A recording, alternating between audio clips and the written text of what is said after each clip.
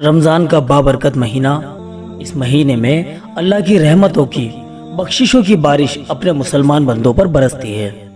ہمارے آقا صلی اللہ علیہ وسلم جب رمضان مبارک کا چاند دیکھتے تھے تو آپ علیہ السلام ایک دعا کو پڑھا کرتے تھے جو کہ ہم آپ کو آگے بتانے جا رہے ہیں۔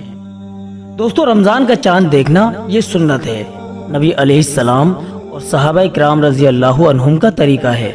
جیسے آپ کو پتا ہے کہ رمضان کا چاند آج ہو سکتا ہے تو آپ چاند دیکھنے کی کوشش کریں، چھت پر جا کر چاند دیکھیں یا کوئی بڑی زمین کھلے میدان میں جا کر آپ چاند دیکھ سکتے ہیں۔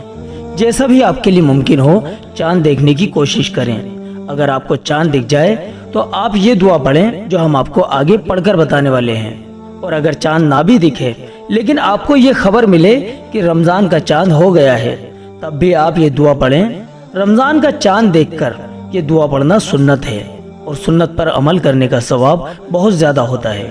جو شخص سنت پر عمل کرتا ہے تو اللہ کے نبی کا یہ وعدہ ہے کہ سنت پر عمل کرنے والے مسلمان کو اللہ کے نبی اپنے مبارک ہاتھوں سے حوض کوثر کا پانی پلائیں گے، اور یہ پانی ایسا ہوگا کہ جو بھی مسلمان اس پانی کو پی لے گا تو پھر جنت میں جانے تک اسے پیاس نہیں لگے گی۔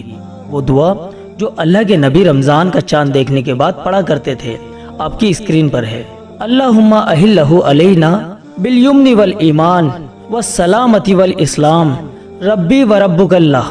اس کا ترجمہ یہ ہے، اے اللہ تو اس چاند کو امن و ایمان، سلامتی اور اسلام کے ساتھ ہم پر طلوع فرما، یعنی نکال دے۔ اے چاند ہمارا اور تیرا رب اللہ ہے۔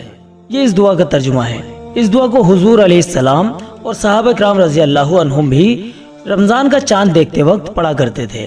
تو جب رمضان کا چاند دکھے تو اس دعا کو پڑھنا سنت ہے۔ تو ہم بھی جب رمضان کا چاند دیکھ لیں یا رمضان کا چاند ہونے کی خبر آپ کو مل جائے تو اس دعا کو ضرور پڑھیں، اور اس کلپ کو زیادہ سے زیادہ شیئر کیجیے تاکہ سب لوگ اس دعا کو سیکھ لیں اور جب رمضان کا چاند دیکھیں تو اس دعا کو پڑھ لیں۔ چلیے دوستو، ملتے ہیں اگلی ویڈیو میں۔ اگر آپ نے ہمارے چینل کو سبسکرائب نہیں کیا ہے تو دوستو چینل کو سبسکرائب کر لیجئے، کیونکہ رمضان کا مہینہ شروع ہونے والا ہے اور ہمارے چینل پر تمام نمازوں سے متعلق ویڈیوز اویلیبل ہیں۔ رمضان آنے سے پہلے آپ اپنی نمازوں کو درست کر لیجئے۔ اب آپ سے اجازت چاہتے ہیں۔ السلام علیکم ورحمۃ اللہ وبرکاتہ۔